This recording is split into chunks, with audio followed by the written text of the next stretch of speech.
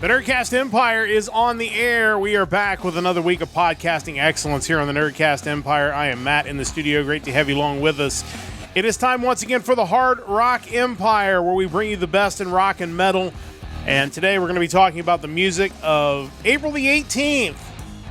As, to be honest, it was a little bit thinner of a week in music, but we still got some really great stuff for you. And of course, we will post the playlist for the week a little bit later on so that you can find your choices for April the 18th. And of course, the big topic we're going to talk about today is Sonic Temple coming up next weekend in Columbus, Ohio. And we will have as good a preview as you can possibly put together, considering you've got 4 stages and a million bands.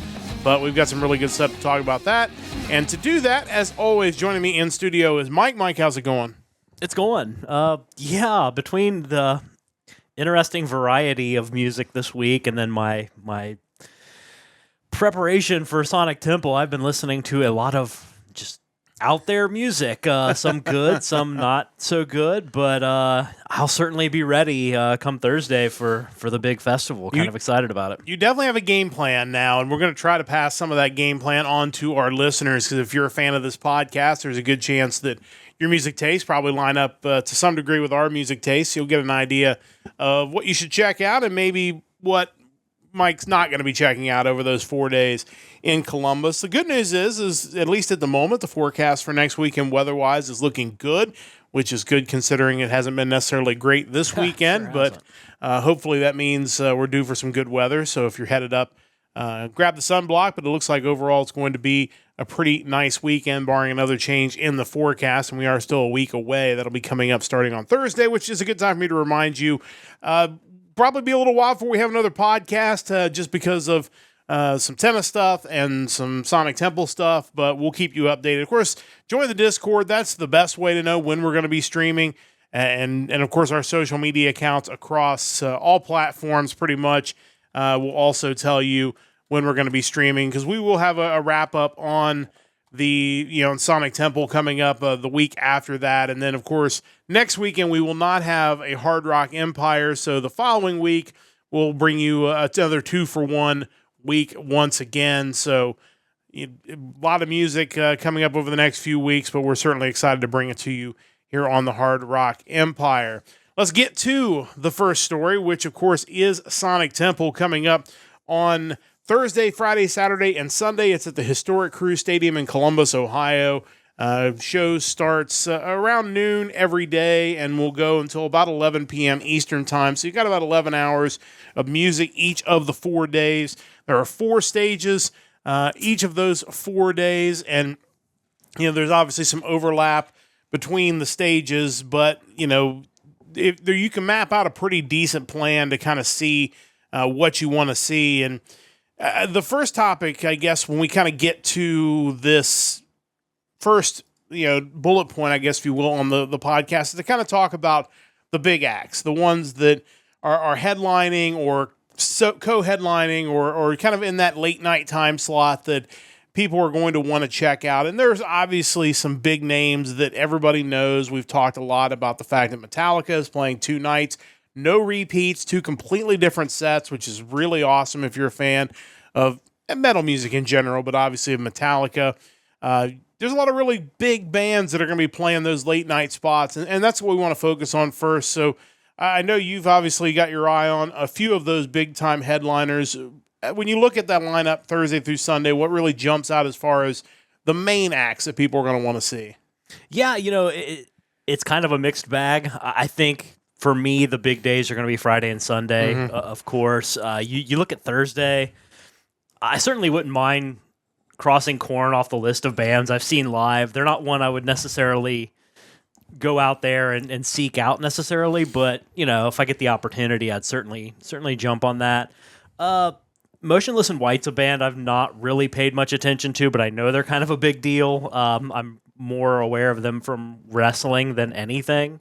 So you got them and Killswitch Engage, which I think I'd certainly like to see Killswitch Engage. I think they play at the same time, so that may be a trick. But Bad Omens is another band that people talk about that I've not really gotten into up to this point. And kind of as far as big rock bands kind of from that last generation, like the aughts or whatever they call the 2000s.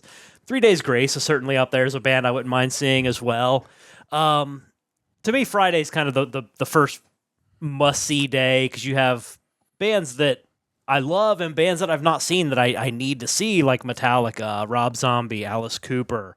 Really, that whole main stage on Friday is pretty much, I'm going to be parked there, I think, because you have Metallica, Rob Zombie, Alice Cooper, Testament, Exodus, and Overkill. Now, if I have the time and can actually step away from that stage, I certainly wouldn't mind catching Mastodon. I've not seen them as well.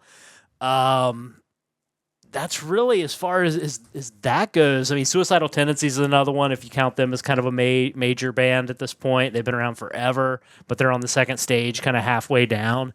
Moving on to Saturday, I'm not a huge Linkin Park fan, and it's not really Linkin Park anymore. Sure. I mean, if you want to look at it that way. So, again, would it be cool to say I saw them? Sure. I'm not going to, jump through hoops in order to do it. Beyond that, Incubus, I wouldn't mind seeing them. Really, the first band that's on the main stage of Saturday that I really, really want to see is Trivium. Yeah. There. As far as modern metal bands, modern in the last 20, 25 years goes at least. Definitely a band I enjoy. On the second stage, you got Bullet for My Valentine. They're another band I would like to see as well. Those are really kind of the major acts that jump out on me on Saturday. And then on Friday, you got Metallica again. No repeats, so it'll be a brand new set. Alice in Chains is another band that, similar story to Linkin Park, but I think people have embraced the singer of Alice in Chains much, much better than what with Linkin Park, and they're a band I certainly want to see. Ice Nine Kills is another band that I feel like people talk about that I've not really gotten into, so I wouldn't mind checking them out. But yeah, that's really it for the main stage, I think. Yeah, I think those are certainly bands that you've covered that I think would be on my list as well. And obviously, I won't get up there till Saturday and Sunday, so it definitely limits what you can see. And of those main stages, like would I see Hoobastank? Probably. Sure, why not? They have one or two songs that I know. I'm sure it'll be fine. I think there are a lot of bands you could put in that category. If you just look across the weekend, it's like, would I turn away from seeing Alien Ant Farm? No, why not? They're fine. Orgy, I've seen them once before, oddly enough. Hoobastank. Further down, you got Trust Company, Crossfade. Just bands that you never really thought you would have the opportunity to see necessarily, and since they're on this giant festival, why not check them out if you have a moment? And Sunday, kind of the same way. You've got Chevelle coming in at 320. Again, not necessarily a band I would go see, and nothing against them. I mean, if you're a fan of Chevelle, that's really awesome. But maybe not my favorite band of that era. But would I go see them in this concert venue like this? Yeah, absolutely. Sure. There's some other ones on the list as well, but Alice in Chains and Metallica obviously on Sunday, really the two big ones. Ice Nine Kills would certainly be good, but again, the beauty of a festival is that you will, because you're there, end up seeing some bands on those main couple stages that maybe you wouldn't have thought, oh, I need to see these guys. And I know you mentioned from your previous trip to Rock on the Range back when it was such a thing. There were several bands then that it was like, I maybe wouldn't have bought a ticket to go see these guys or gals in a venue, but having seen them because I was there, it turned out to be a really great show. Yeah, absolutely. You look at that. You look at the few times that Megadeth has done kind of their smaller, Gigantor festival. There are bands that I still love to this day that I got acquainted with because of that, really including Dream Theater, Symphony X, a lot of really cool bands that I may not have taken the time to look into had I not actually thought about checking them out preceding a big concert like this. Yeah, it's a great opportunity to see bands. And I posted a Facebook link in both chats that goes to the page that has the set times because they have them listed per stage. It's a little weird to me, and maybe it shouldn't be, that there isn't more stagger between the four stages to some degree. I can only assume that there's part of it is they don't want people coming in halfway through a concert that I don't know if certain bands might find that distracting or something like that. They want your concert audience to be there from the beginning. Because you would think they would be able somehow to stagger the start times even by a half hour each across the stages so that you could, in theory, like if I really wanted to see something on stage 4 and when it gets done, it's like, oh, well, this one on stage 2 is only half hour, 45 minutes in. I can swing on over there and catch that. But like I said, there's probably those people have been doing this kind of stuff forever. So I'm sure there's a good reason for it. That's the main bands. And again, you could go to a venue like this, a concert like this, and just see main stage acts the whole weekend, and you'd have a great time. There's a lot of great music there. But, because it is a 4-day event, and because there will be main stage bands that maybe you're not crazy about, you've got your smaller stages. And to your credit, you had already started this before I'd even mentioned anything about it, and then have kind of continued it for this podcast. You've gone through a great majority of these smaller bands, at least to just kind of get a flavor of what they're bringing to the table. And again, just like we talk about on this podcast, sometimes we listen to a track off of a playlist and maybe the rest of the album's a little bit different. So, we're not necessarily, as we talk about these, making a blanket statement about a band's entire catalog. That's not possible. But you kind of wanted to find a way to figure out if it was something like, hey, that might be something cool to drop in on, or maybe I shouldn't drop in on that one. What kind of jumped out at you as you looked through those small bands? Because that's going to make up a lot of the time in between those big shows on the big stages. Yeah, and it's weird because I kind of look at the stage 3 and 4 as like the smaller acts, but in some instances there are actually some pretty big bands that are playing on those stages. For sure. But I still kind of end up lumping them together because that's going to be kind of the thing I'm doing when I'm not looking at the main stage. Yeah. But kind of going into Thursday and what my process was around this is I was just taking every band one at a time and looking them up and kind of seeing what their most recent release was and just giving it a listen. And one of the first bands I stumbled into from Thursday is a band called Silly Goose. They're an Atlanta-based rap rock band. Their most recent EP, Bad Behavior. Yeah, it's one of those things that I was never into that style of metal back in the day. If this band had released this EP in 1998, I probably would have hated it. But honestly, it's fun. It's stupid, but it probably would make for a pretty cool live experience, so they might be worth checking out. Yeah. There's another band, Uncured, on Thursday from New Jersey. They are a new metalcore band, as they put it. Their most recent album, Warpath, came out back in February. Didn't really stand out to me during our weekly listens when I came across it, but it's it's not bad. They do have a cover of the classic Nine Inch Nails song "Closer," which is actually a pretty solid cover. More so than another band from Thursday, the band Dead, D-E-D. Their stuff wasn't bad either. They're another new metal band, these guys from Arizona, but they did have this cover of The Cure's Love Song, which, classic song, and nothing against these guys or Maria Brink who guests on it, but I feel like that cover just sucked all the emotion out of Love Song. I don't know if it needed to be a new metal or modern metal. I don't know if there needed to be that kind of take on it. Gotcha. Still, they could be worth checking out. Finally, on Thursday, there's a UK-based post-hardcore band, Caskets.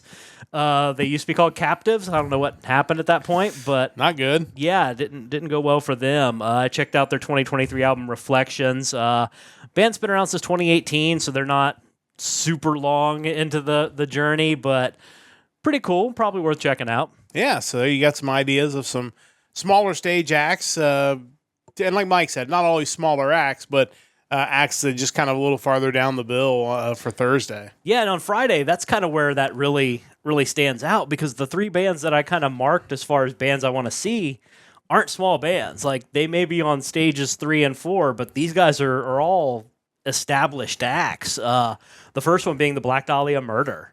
They've been around since 2001. I've been aware of them for a while, but for a long time during their career, I wouldn't have really been interested in a death metal band, so I probably would have overlooked them. But, I've been checking out some of their stuff more recently, and I think that could be pretty cool to see live. Two other big hitters, in my opinion, one of which being Armored Saint, legendary metal band.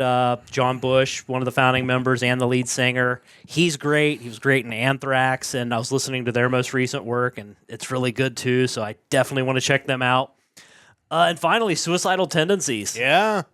another just classic Bay Area band, kind of that thrash meets rap kind of thing going on. But also worth noting that Jay Weinberg's currently their drummer after his issues with, I think, Slipknot was it he got kicked out of. But either way, kind of noteworthy. Yeah, for sure. And it's great to see those guys still going strong, and they're on stage too, so a little higher up on the bill than maybe some of the other ones. But some at least names that you've heard of. Oh, yeah, they're on stage too. I misread that. Which is obviously that's anytime you get acts on those lower stages that are bands you've heard of, it at least gives you something you can look forward to. Yeah, for sure.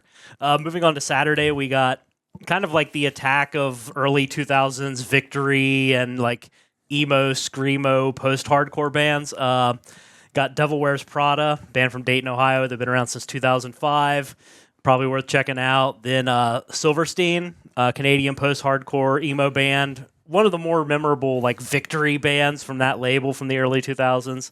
And finally, Under Oath, who's a Florida-based metalcore screamo band from also that same period. So it's kind of like they picked a theme and kind of ran with it for that fourth stage on Saturday, so that's kind of cool. Yeah, the first two bands on that stage, maybe not bands I'd necessarily want to see, but I do love the names of both of them. I Set My Friends on Fire to open that one, and Scary Kids Scaring Kids. Great names. Those are great names. I don't know if they might have just stopped at the name, and that might have been good. But I can't argue with the name at all. For sure. And then on Sunday, we got Power Trip, Texas-based thrash band. Their album Nightmare Logic seemed like a pretty big deal when it came out a few years back. They had a song Executioner's Tax, Swing of the Axe, that was used as a theme for an NXT pay-per-view, if I remember correctly. Cool song, cool sound. Definitely want to check them out. And then on the third stage, you got the band Obituary, who's just classic death metal band from the 80s. And anytime you have a chance to see a band that's been doing it that long and compared to some of the other options, this is definitely one that stands out on Sunday. And, of course, worth mentioning Guar's on that third stage as well, which obviously you would... I've seen them several times. So, yes. But, I mean, certainly, if maybe somebody hasn't seen them, like, this is an opportunity to see them in a festival setting, which, like you said the other day, maybe not the same experience as seeing them in a small theater-type setting, but still worth seeing if you haven't seen them. And that's where the scheduling starts becoming a challenge, too, because they are kind of running at the same time as Alice in Chains. And it's like... You've seen Guar many, many times. I've seen Guar many, many times. They tour constantly. This fall, you'll probably be able to see them at Bogart's or, Newport Music Hall or something. So it's like, given just how easy it is to catch Guar live, I would tend to think I'm going to watch Alice in Chains, but either one's a good option. Yeah, I don't think you're going to go wrong either way there. And, of course, Metallica closes out that Sunday night on the big stage. But lots of really great stuff. Looking forward to it. This is my first trip up to the event, which, like I said, changed names many years ago to Sonic Temple. Still a great festival of music, so tickets are still available. Go to Sonic Temple's website. You can get your tickets. Also, if you're in this area, probably anywhere in Ohio, I would guess, I would tune into whatever your local rock station is. There's a good chance they're going to be giving tickets away all week. I saw one of the local TV stations in Cincinnati was doing ticket giveaways for it. So you can almost bet that if you're in a 3 to 4 hour driving range of this concert weekend, this festival, you're going to be able to possibly win tickets as well. So it begs the question, because obviously Columbus is certainly within driving distance for us, but we're kind of a little more local to the Cincinnati area. Why can't we get a festival to that level? I mean, we have like the Bunbury, but I tend to recall it being pretty awful every year. Where's our really cool rock festival? I wonder sometimes if, because this got established in Columbus, it's because you also have some really big shows in Louisville, which is right down the road the other direction, Louder Than Life. And wasn't there another one in Louisville too? Something over Louisville, or... I can't remember. I feel like there's a second one as well that has a decent venue.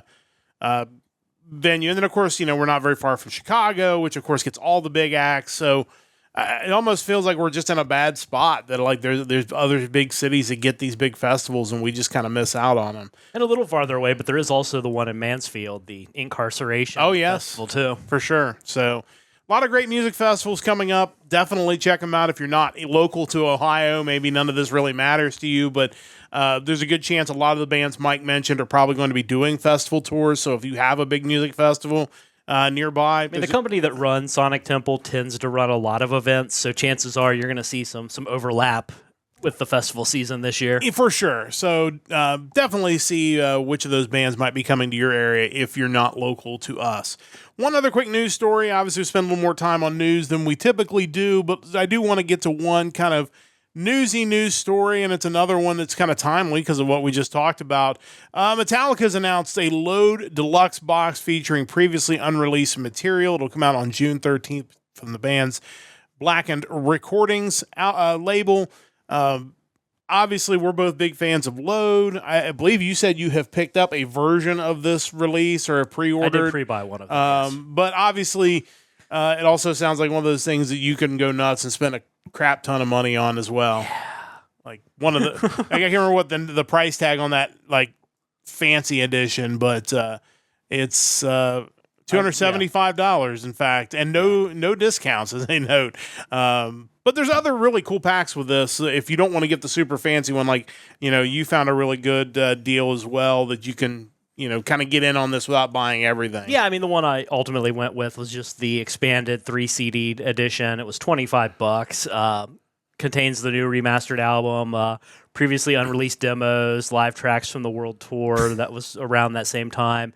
It's also, I think, no matter what version you buy, I think, if I remember correctly, you are getting kind of the full edition of the song The Outlaw Torn, which was condensed because CDs could only handle so much data back in 1995 or whatever. Yeah. So that's kind of cool. The version I got, like I mentioned, being $25 seemed totally reasonable. That being said, if you wanted to go with the deluxe version, it's $275, but what they're giving you, if it's ever going to be worth it, I feel like they're giving you as much as humanly possible.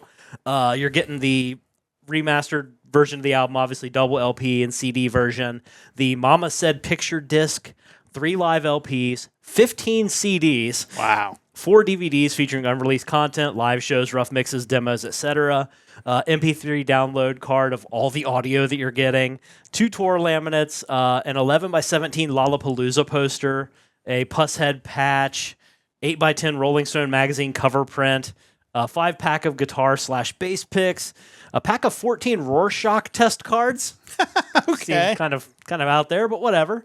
Lyric folder and sheets, and a 128-page hardcover book with never-before-seen photos and stories from those who were there. So, if you think about just 3 LPs, and I assume that's additional, not even counting the double LP for the album, 15 CDs, $275 already probably sounds about right. But then with the bonuses you're getting, if you're like a serious fan, this is probably not insane. Yeah, I honestly agree. I feel like of all these like special deals that we've seen, these platinum releases or whatever they are, where they just throw a bunch of stuff in there, this feels like a really good value if you're a diehard fan. I have a feeling they're going to sell a ton of these. I would guess, I don't know this for sure. I didn't check the article. I probably should have. There could be a cap on how many of those they're giving away too. So if you are wanting one of those $275 deluxe editions, you probably should get on that. They do refer to it as a limited edition, so I assume that is the case, but I don't know what that limit is. Right. I guess it's however many they can produce and how, depending on the demand of it. But if you want that, I would jump on it early. Otherwise, like a lot of other great versions, you can get the cassette for $15. You can. I wouldn't have wanted it on cassette when it first came out. No, and you can buy the Live, Laugh, Load pillow, which is my favorite. That is actually kind of cool. I don't understand. I'm like, is this real? Like, it sure is. Looks like for pre-buying it, I did receive a download for the Until It Sleeps remastered MP3. Oh, okay. I can check that out later. Nice. So good stuff there. And like Mike said, I think this is actually a really good deal. So if you're a fan of the band, maybe before you head up to Sonic Temple this weekend, you can go ahead and get your pre-order in on this. A reminder, check out our website, nerdcastempire.com. You can listen to our old podcasts, all our episodes of the Hard Rock Empire, and all of our podcasts, including our news podcast.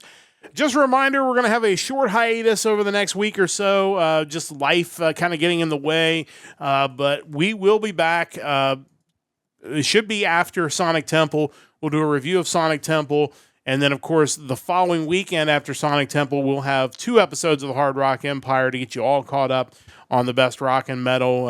April 25th will be the next date we review, and then we'll be getting into the month of May. So, wow. It is kind of crazy how quickly the year is going. Already a third of the way home. So great stuff, though. Check us out. Again, join the Discord. Check us out on social media. We'll keep you updated on when and where we will be streaming. But it is time to get to the new music. And we are talking the music of April the 18th. And I go through the same spiel. I go through every episode for this. Of course, Mike goes through and puts together a list and pulls some lists together of all the new releases for a given date. In this case, it is April the 18th. He puts together a YouTube playlist that has at least one track off of all the ones he can find.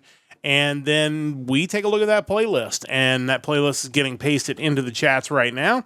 And we pick 2 new releases each that we will spotlight on the podcast each and every week. And as we've mentioned in the open, maybe not the strongest week as far as depth of music. There was a lot of good stuff, but maybe not to the level of some of the previous weeks, but that happens from time to time. Having said that, we were able to find 4 really good albums that we can talk about on the podcast this week and pitch to you. So one last thing, if you're listening on always like to say, the best way to hear the tracks, we always play clips of the albums. The best way to hear that is to be here live.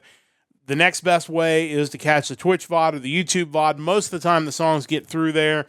The worst way, I guess, is to listen to the podcast version wherever you get your podcast. We appreciate you listening there, but it will not have the audio clips of the songs. Now, with all that said, it's time to get to the new music, the music of April the 18th. Mike, you're going to kick us off as always. What do you have for us this week? Yeah, I want to mention that weeks like this are always interesting because it's not so much that the music quality isn't there. All this stuff is fine. It's just some weeks there are the obvious things like, oh, this is made clearly with me in mind. I'm picking this. Yeah. And not every week is like that. Some weeks there are things that kind of make you broaden your scope a bit. Like, this isn't something I'd normally go after, but I'm glad I did because then once I get into it, I realize this is something I really like. Yeah. It's just not...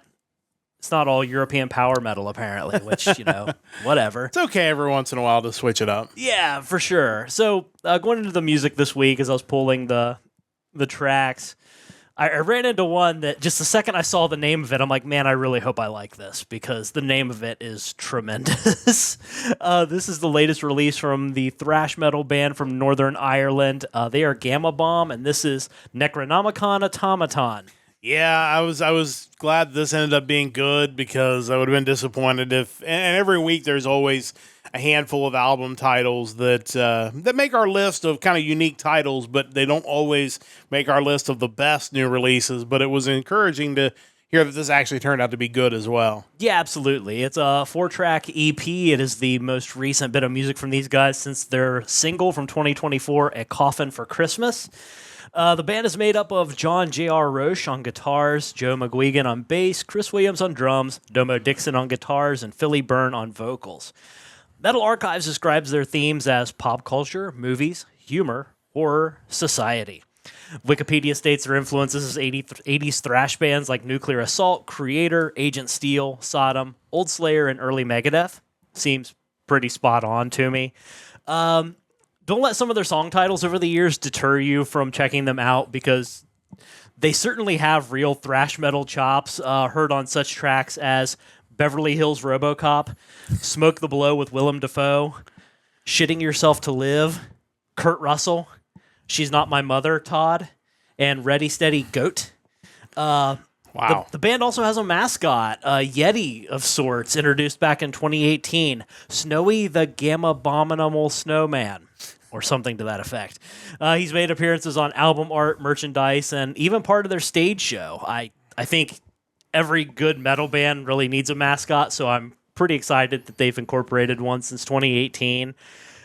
This is just really fun, not super serious thrash metal. I checked out some of their older stuff mainly because of the song titles, and it's really enjoyable. It's 4 tracks. It doesn't take very long to get through. I think everyone needs to go out and check it out right now. The track that I picked to listen to is the first track on the EP. It is called Nunchucks. Check these guys out now. This is Gama Bomb with Necronomicon Automaton. The opening track off of that album is Nunchucks. Let's listen to a little bit of that now.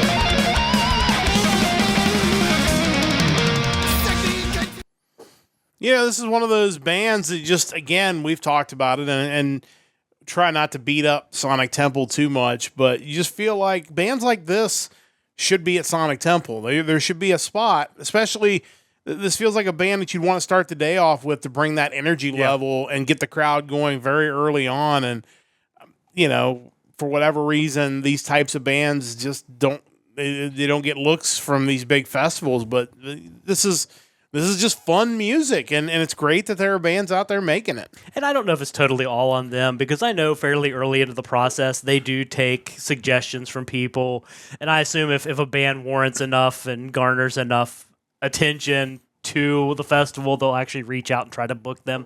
And also, anytime you're talking about a band that's not from the United States, you just kind of wonder about the logistics of it. Especially right now. Kind of looking at the listing as I've been demoing a lot of them. There are a lot of American bands, obviously, and there were a few that had to pull out, presumably because of travel issues. Yeah. But yeah, this is a band I would love to see live. I think they have everything you want as far as just heavy, but not unmelodically heavy. I think that's important. And clearly, they're a band with a mascot, so they know how to put on a stage show. So, yeah, I'm excited to listen to more of these guys. This EP definitely didn't disappoint. Yeah, I'm glad to hear that. And what we've got to hear on the podcast, certainly really good stuff as well. So check out Gama Bomb and their EP out on April the 18th. As always, you have 2 picks each and every week. What do you have for pick number 2? Yeah, so for pick number 2, I am looking at the first full-length album from a progressive groove metal band. They are from Poland. They are signed to Wormhole Death Records. They are Wind Down, and the album is The Burning Past. Yeah, definitely a different set of like bands that we're going after this week. That's a different kind of description, but definitely interested in hearing what these guys sound like. Yeah, you know, you don't run into a lot of groove metal bands that also add the progressiveness to them, so that's really a kind of a cool thing. These guys were formed back in 2021 in Poland. They're, like I mentioned, this is their debut album. They had released an EP, which garnered some attention. They toured extensively on it and clearly got the attention of Wormhole Death, who signed them up. Band is made up of Tomasz Wisniewski on vocals, Wojciech Wojtacek on guitars, Marcin Barula on guitars, Franciszek Trybus on bass, and Damian Jurek on drums. I am not good with Polish names, so doing my best here. Yeah, you know, interesting for a Polish metal band. This album is a concept album inspired by Native American Indian culture, shamanic rituals, and the cosmic connection between human souls and extraterrestrial energy. Okay. So coming out the gates with definitely some high concept stuff here, which is pretty cool. According to their bio or the press release on Wormhole Death's website, they draw inspiration from some of the heavy hitters in metal, including Nevermore, Alter Bridge, and Dream Theater. But they've definitely found a sound all their own. The first album on the song Falling Down comes out of the gates really heavy. But by track 3, you kind of hear more of like the Nevermore meets Dream Theater inspirations as you get a cleaner vocal style and kind of that guitar tone just makes you think Nevermore. It's another band who they've created a solid first full-length album, so I'm kind of interested to see where their sound evolves as they move on through their careers and how it grows. Standout tracks on the album include Falling Down, Connection Point, I Have to Run, The Burning Past, and the track that I picked to listen to, I Don't Need You. Check these guys out. This is Wind Down from their new album, The Burning Past. This is track number 4, I Don't Need You, so let's check these guys out now.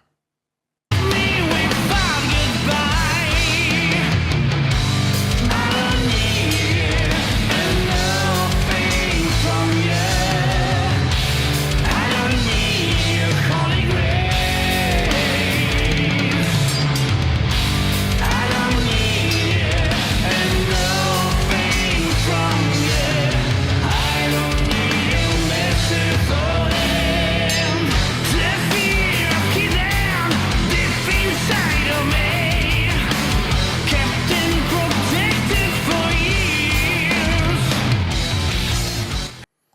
Yeah, I definitely hear the comparisons that Yeah. you mentioned, but they got a great sound. I mean, vocals are great. The music definitely is unique and kind of fun. I'd definitely like to get a chance to listen a little more of this album. Yeah, I think that's what kind of drew me to it, because kind of knowing that I was going to be picking some stuff that was off the beaten path, this felt unique in a cool way, and I definitely wanted to get more acquainted with it and kind of see where they go from there. Yeah, really good stuff. Definitely check those guys out. Wind Down. I assume it's Wind Down and not Wind Down. I'm not even sure, to be honest. But either way, Wind Down certainly makes more sense, but being not an English band, you never know. It's certainly possible they intended that to be Wind. But either way, check those guys out. Their new album on April the 18th.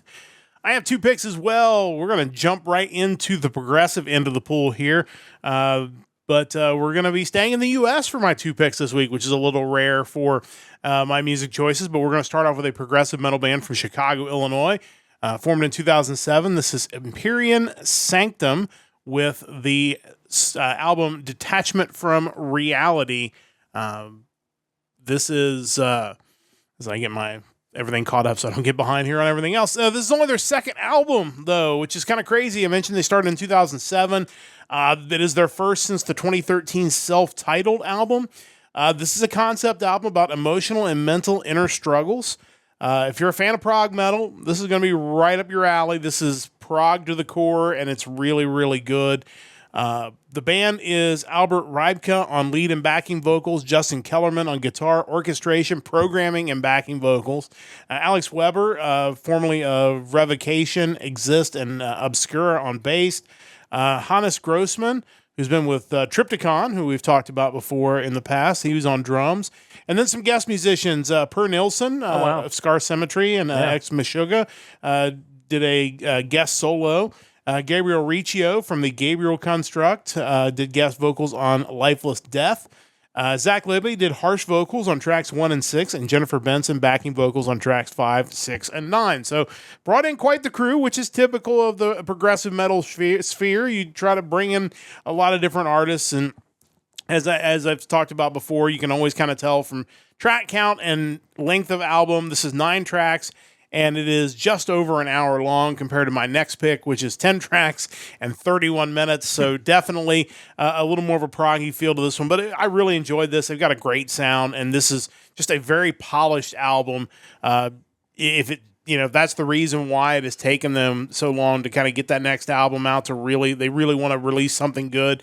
Mission accomplished here.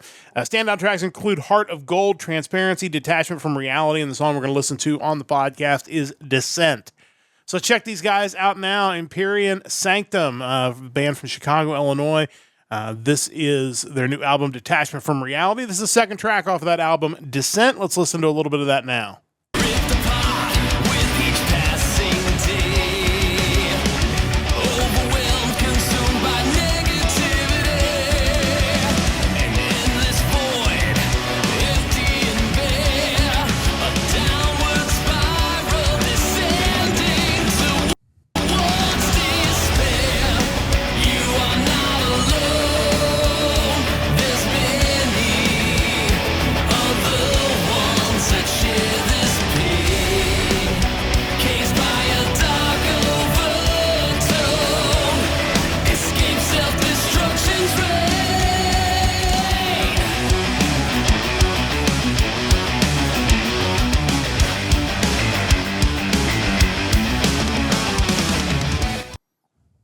YouTube music, they're having a little hiccup, but otherwise, it's you can hear the sound, very proggy. If you're a fan of bands like Dream Theater, odds are you're going to really enjoy this new album. Mike, your thoughts on these guys? Yeah, I'm anxious to listen to the whole thing now, especially knowing that Per Nilsson is involved with it in some degree, even if it's just one solo. His work's always amazing. Scar Symmetry is a great band. So if this kind of feels like it could be a full, clean vocal version to some degree, or at least in that similar vein, and that wouldn't be a bad thing either. Yeah, it's like I said, really good album, and sometimes those prog type albums drag on a bit, and I kind of get bored with them. That didn't happen with this album, so that was kind of why it was a pretty obvious pick to me. But definitely check those guys out. Empyrean Sanctum, their new album release out on April the 18th. I have two picks, and as I mentioned, this one not progressive, but really good. This is an alternative rock band from Doylestown, Pennsylvania, formed in 2008. This is Superheaven with their self-titled album, Superheaven. These guys got to start under a different name. They were originally Daylight back in 2008. They kept that name from 2008 to 2014 before changing their name to Superheaven after a legal dispute with a Spanish band of the same name. Which is weird because I feel like we do this podcast and we come across certain bands where there's like 8 different bands out there running under the same name, but evidently Daylight was unique enough that they went after them or something. But Superheaven's still a really good name. This is their third full-length album and the second one under the Superheaven name. The band is Taylor Madison on lead vocals and guitars, Jake Clark on lead vocals and guitars, Joe Kane on bass, and Zach Robbins on drums and backing vocals. This is definitely an album that would have felt very much in place in the late 90s and early 2000s. It definitely has a grunge feel to it. At times, it is a little bit sludgy. Thankfully, not too much so. There is a limit on sludge as far as rock goes, where I feel like it gets kind of inaccessible, that it's so sludgy toward that shoegaze type vibe. This doesn't feel like it goes too far that direction, but there are some tracks that are definitely sludgier than others. Wikipedia compares them to Deftones, Local H, and Chevelle. It's funny, we just talked about Chevelle. I can see some comparisons there. There are definitely some similarities. The thing is, this is a really easy listen. It's 30 minutes long. You really just can kind of blow through this thing really quickly, but at the same time, it's really well put together. The tracks feel like they flow together really well. There's definitely a connection from the first track to the last track, and these guys really did a great job. They've got a great sound, and it feels, again, very polished, and it was a really enjoyable listen, and I definitely encourage you to check it out. Tracks to check out include Humans for Toys, Numb to What Is Real, Long Gone, and the song we're going to listen to on the podcast is Cruel Times. So check these guys out. It's Superheaven with their self-titled album, Superheaven. This is track number 3 off of that album, Cruel Times. Let's listen to a little bit of that now.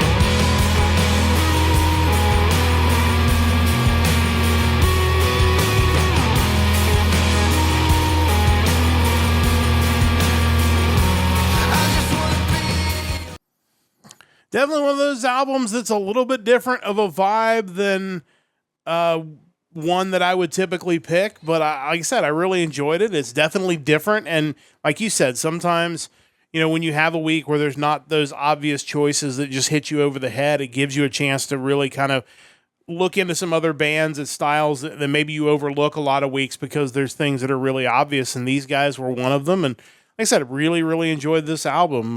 Mike, your thoughts on Superheaven? Yeah, this was a band that caught my attention, that I did listen to some of the album too. Definitely kind of has that like late 90s, early 2000s post-grunge era sound to it, which is not a bad thing. I think it was overplayed for a while, but we've long since gotten past that time. So when you hear it now, it's kind of fresh again. It's good stuff. Yeah, like I said, definitely enjoyed it, and definitely a different vibe. And like I said, that was something that this week was kind of easy for both of us to kind of dig into some stuff that was a little bit different. And overall, definitely found some cool stuff out there. And again, check out the playlist because there's a lot of really cool stuff out there this week. Just maybe not necessarily the ones that are typically in our wheelhouse, but Chris is on board. He likes some Superheaven, so definitely check those guys out with their self-titled album.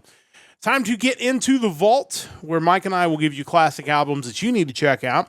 Mike is into his vault, literally, and we are rolling through the alphabet once again with quite a bit of speed. We are 10 weeks or 10 letters back into the alphabet once again, up to the letter J. And again, some great options for the letter J, I'm sure. But what do you have for us this week? Yeah, going through the collection and looking at the letter J, it is kind of lighter compared to some of the other letters. I was kind of amazed looking back that I don't own any actual Journey albums. I just have like a greatest hits of theirs. I don't own any of the real CDs, of the album releases. So I did see on Amazon you could get the first 5 albums in a box set for like $20. So I might have jumped on that. As you should. Like, that's a great deal. That's a steal. They're those bands that I know kind of by their greatest hits, and I've slowly been trying to amass their actual albums just to kind of get a feel for what their whole catalog sounds like, because it's easy to listen to Journey's greatest hits and think, man, this is the greatest rock band of all time, but it's not really fair when you're comparing it to annual or every 2-year releases by modern bands. You're not really getting that greatest hits treatment. But going through my catalog, one band that I have not picked as of yet is the band Panzer, and of their albums, I am looking at their 3rd studio album. It came out in 1997. It is called The Fourth Judgment. Panzer is one of those groups that I feel like I should know more about, because I feel like we talk about them a lot, but for whatever reason, they've just always kind of flown under the radar as far as albums I've listened to. I do know these guys are good. It's just one of those bands that just haven't been able to get into their stuff, and this could be an opportunity to jump in at this point. Yeah, I mean, I'm kind of the same way. For as long of a career they've had, I'm really only familiar right now with this album and then their most recent one back from 2023. They're a Colorado-based power metal band. This album marks the return of the vocalist and co-founder Harry Conklin and guitarist Joey Tafola. Harry Conklin, that name kind of stuck out to me even beyond Panzer, and I was trying to remember why. Looking at the Metal Archives, I was reminded that he actually did the vocals on the Clovenhoof album from last year, Heathen Cross, which was a great album. Back to this album, this saw them kind of return to a more power metal sound. As according to Wikipedia, the prior release, 1994's Dissident Alliance, implied more of a groove metal approach, like that of Pantera, who obviously were huge at that point in time. And, 1990, like mid-90s, you saw a lot of metal bands kind of tinkering with their sound, kind of changing things up. Obviously, we had Metallica with Load, Reload, ultimately Saint Anger in 2003. You had Slayer kind of feeling more like a new metal band at points. So kind of cool to see this band tried it and just immediately jumped back in 1997 to more of a power metal sound, because they nail it. I remember buying this album a few years back, either from like a Half Price Books or an FYE back when those things existed in much more frequency than they do now. I'd heard the song Shadow Thief, believe on Pandora. I can't remember what the station was. It was either something based on Sentenced or Hammerfall, but I believe it was at the old karate studio listening to that same Pandora stations over and over again. But those were good times. This album's a solid metal release. It's not super over-the-top power metal. Conklin can do the power metal vocals, but musically it just kind of feels like metal, which is not a bad thing either. The album does kind of have that obligatory song on it that I think a lot of bands did, and I kind of want to go back now and try to come up with a compilation of these kind of songs. And it happened a lot in the mid to late 90s where a band would write a song about kind of being afraid of the future and the digital age and things of that nature. In this case, it comes in the form of the song Future Shock, which is a good song. I just feel like there's a compilation to be made of those, like, ooh, beware the future, or, the information age, digital whatever is going to come and destroy our lives. But yeah, that's something I'll have to look into at some point. Also worth noting about Panzer, in 2005, they released an amazing cover of The Wreck of the Edmund Fitzgerald.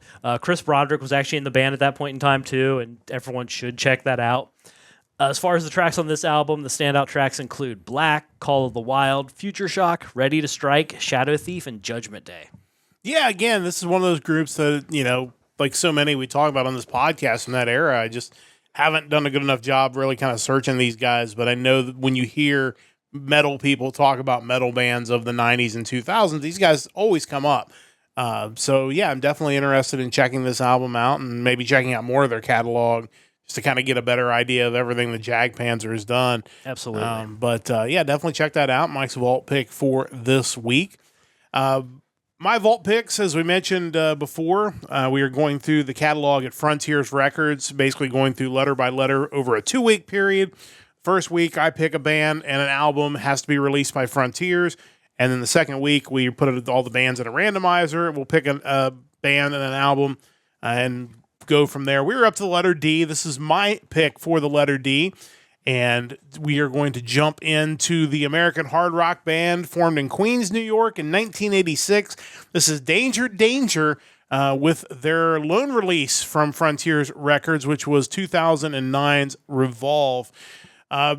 Danger Danger, obviously best known for that initial album released in 1989, the self-titled album. They had 2 pretty big hits off of that album, Naughty Naughty and Bang Bang.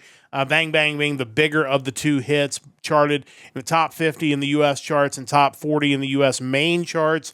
They did have some success with their second album, Screw It, in the UK. 3 songs off of that album ended up charting in the UK, did not chart in the United States. But, then they kind of hung around. They had a short period where they weren't active from in 1996 to 97. And then they got back together, and they've been together ever since, although right now it doesn't appear that they're overly active. They did do some shows a couple of years ago, but a couple of their current band members are off with one of their former lead singers with a side project, which was also a Frontiers release. I know that won't shock anybody. But as they stand now, the current band is Bruno Ravel on bass and backing vocals, Steve West on drums and backing vocals. Ted Poley returned as the lead vocalist on this album. He, of course, was their classic vocalist from 1987 to 1993. Rob Marcello on guitar and backing vocals, and Steve Brown on guitar and backing vocals as well. This is one of those things about Frontiers that they put these bands together, they put them back in the studio, and they release these albums that are just really, really good. This is the best thing I've heard this week. If this album had been on the playlist, I would have 100% picked these guys this week. It was coincided with their 20th anniversary of their debut release for Imagine Records back in the day. But another one of those bands that, for whatever reason, really only had kind of the one hit album and a couple of hit songs. But this album really kind of shows that these guys still had the chops to write catchy, entertaining music and be able to put stuff out. It's just a shame that there's not an outlet for this type of music, even back in 2009 when this came out, but certainly today as well. But it's really, really good. If you're a fan of the type of music we talk about on this podcast, if you're a fan of Danger Danger, you probably already know this album, but I encourage everybody to check it out. I thought it was really excellent. The standout tracks on this album were That's What I'm Talking About, and Keep On Keeping On, Never Give Up, and Hearts on the Highway. This is what Frontiers does best, and these guys absolutely nailed it. This whole album is really excellent, and definitely encourage people to check it out. And I guess I'm not shocked, because again, that seems to be the game plan for Frontiers. They put these guys, bands that maybe people have forgotten about, and they put them back in the studio, and they put them on an album, and they release good music again. Yeah, I remember reviewing their debut album when I was going through kind of the list of glam metal bands, and it was an amazing album. It's one of those bands that I knew the hits, but even beyond the hits, they had a lot of good material on it. So I'm certainly not surprised to hear that even in 2009, I think you said, yeah, they're still able to put together something that's that enjoyable. And yeah, that seems to be Frontier's thing, which is not a bad thing either.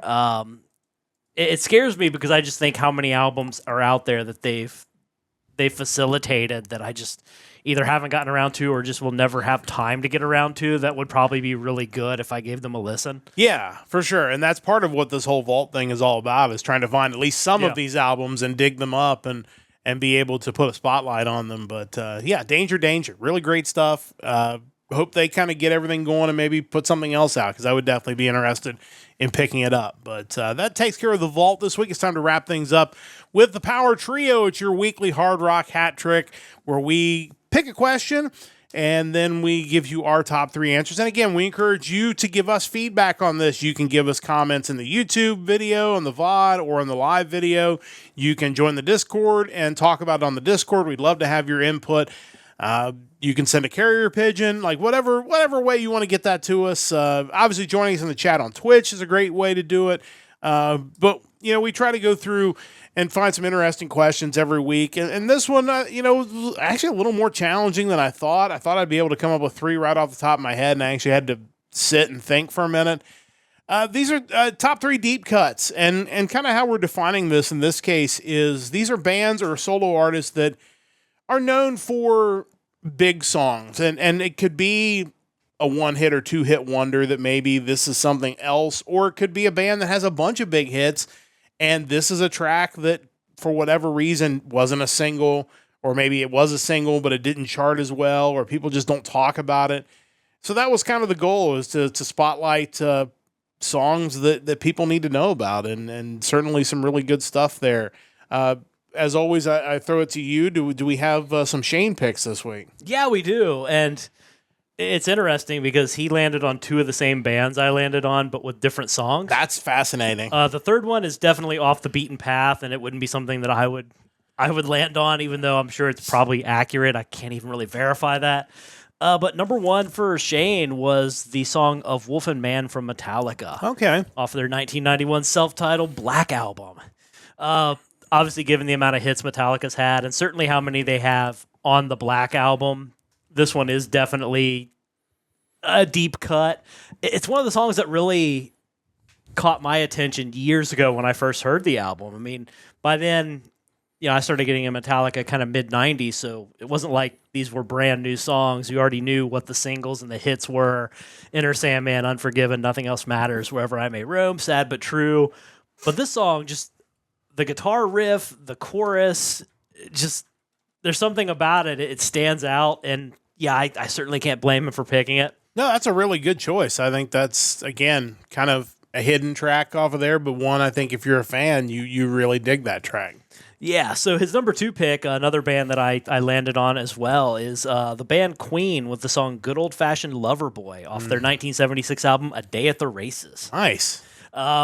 That album had Somebody to Love, Tie Your Mother Down on it. So even just within that album, there's certainly bigger hits. And obviously Queen, career-wise, has so many huge songs. It would be, like Metallica, it's easy to find something that maybe didn't land as a hit, but is still a tremendous song. Yeah, I agree. And I almost went the Queen route, but I thought that might be a really good place for overlap there. Yeah. So I decided to avoid Queen, but really great choice.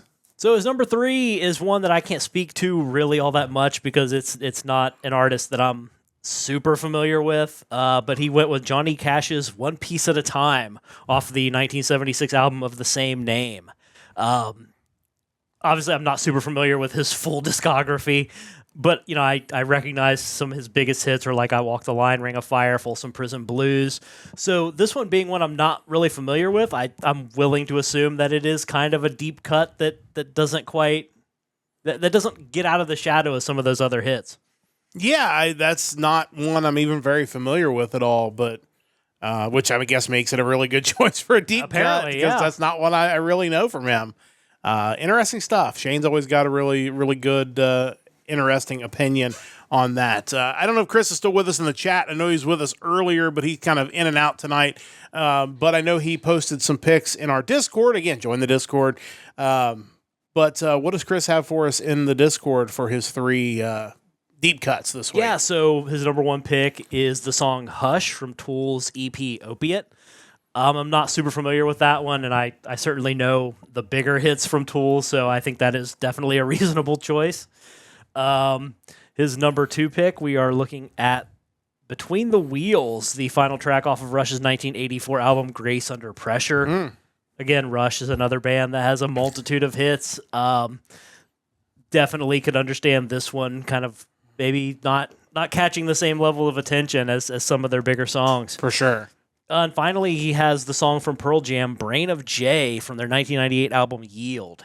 That album has my favorite Pearl Jam song on it, Do the Evolution. It wasn't.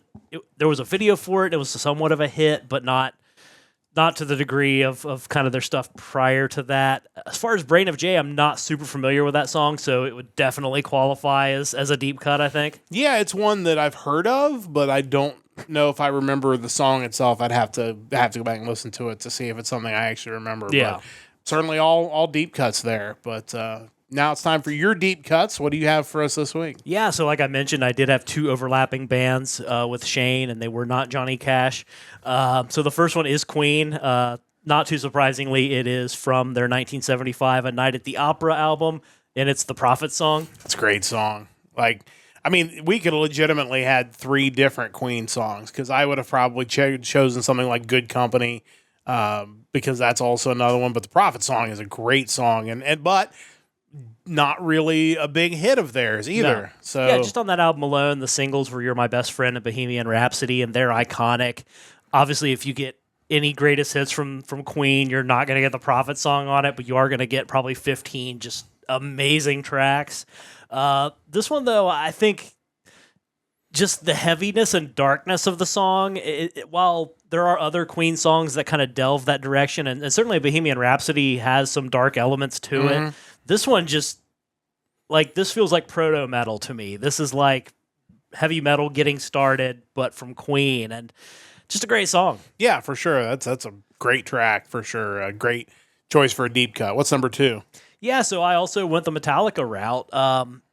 Kind of a different direction. I didn't want to go with something from the Black Album, so I went instead with their 1997 album Reload and the song Low Man's Lyric. Oh, wow. It's been forever since I've even heard that song. But yeah, I think that's part of why.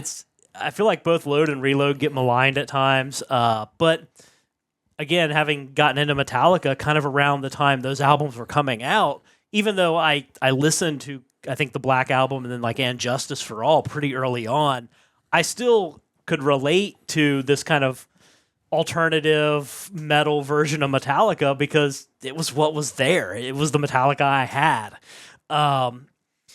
And Reload had some hits, Fuel, Memory Remains, Unforgiven 2.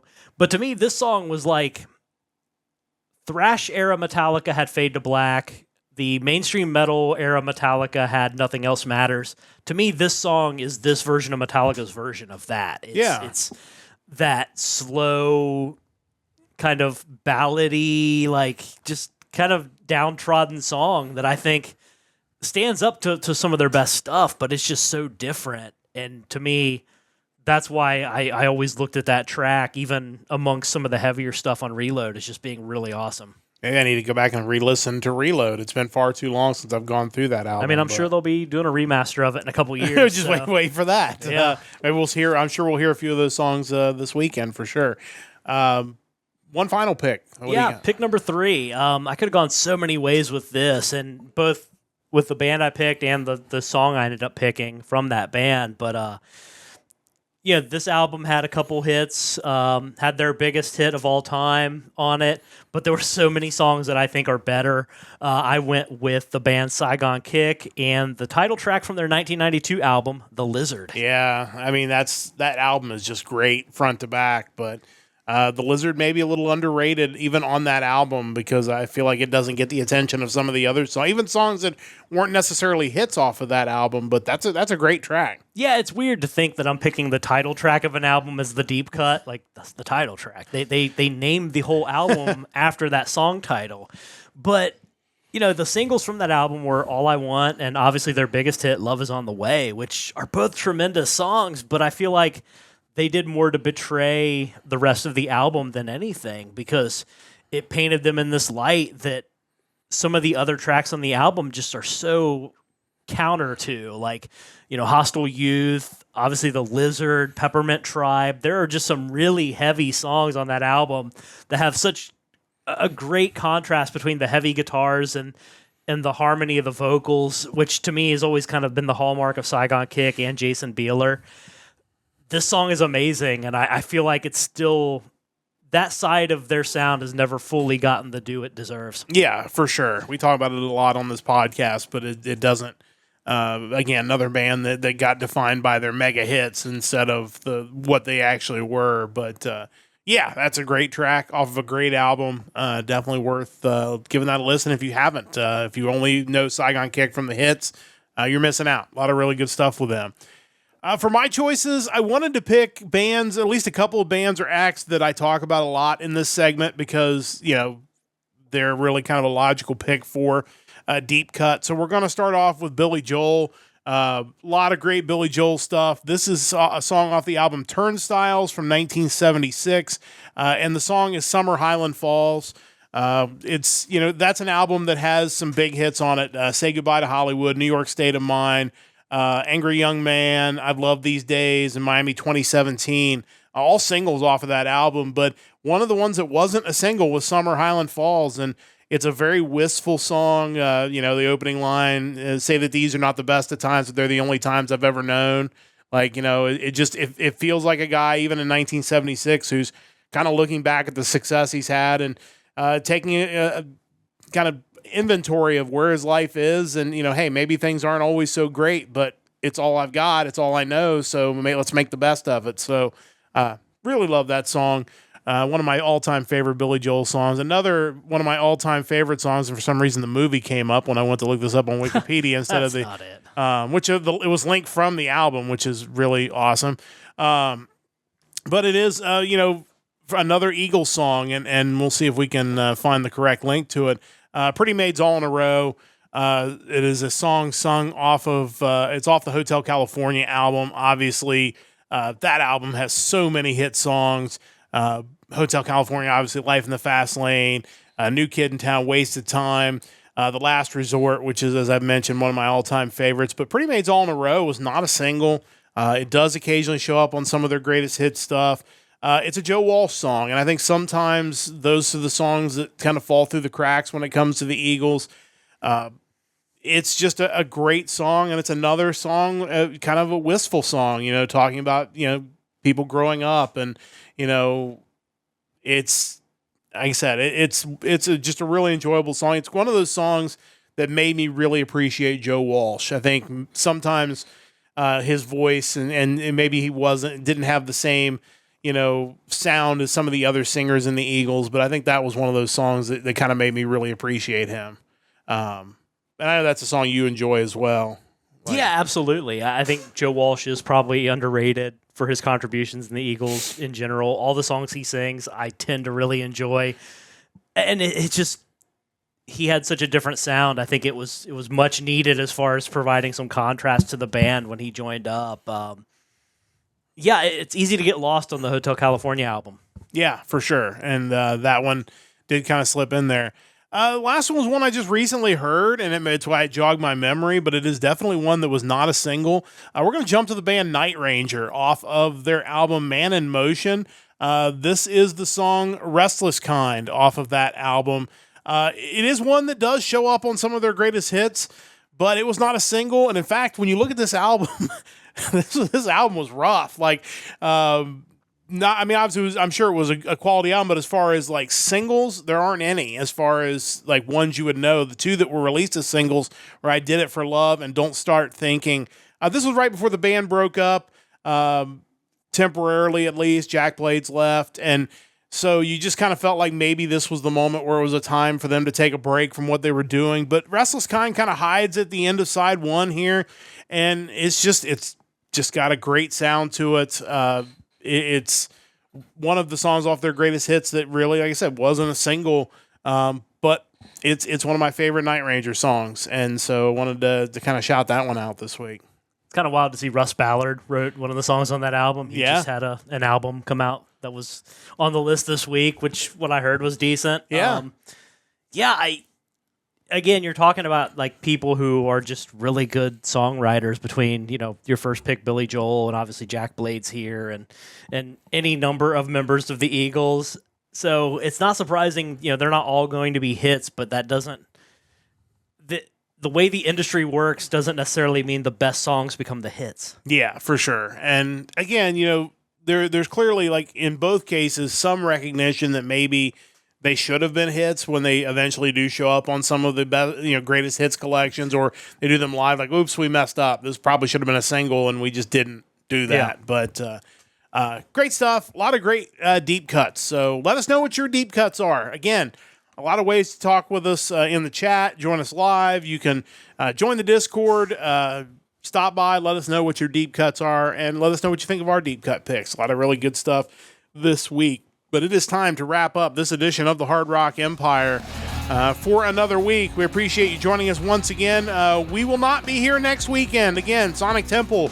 We'll tell you all about it when we get back. But again, in 2 weeks, we'll have another double shot of the Hard Rock Empire, where we'll talk the music of April the 25th, and then we'll get into the month of May during our regularly scheduled episode 2 weeks from tonight. Big thanks for Chris joining us tonight in the chat. A big thanks to Stove Lake Media for their continued support. Big thanks to Mike for all of his research and all of his work putting this podcast together. And a big thanks to you for joining us whenever and wherever you may be joining us again. We'll be back soon. Short hiatus coming up with stuff going on, but we'll be back soon here on the Nerdcast Empire. But until then, for Mike and the rest of the crew, I'm Matt saying so long. Don't forget to join the Empire, the Nerdcast Empire.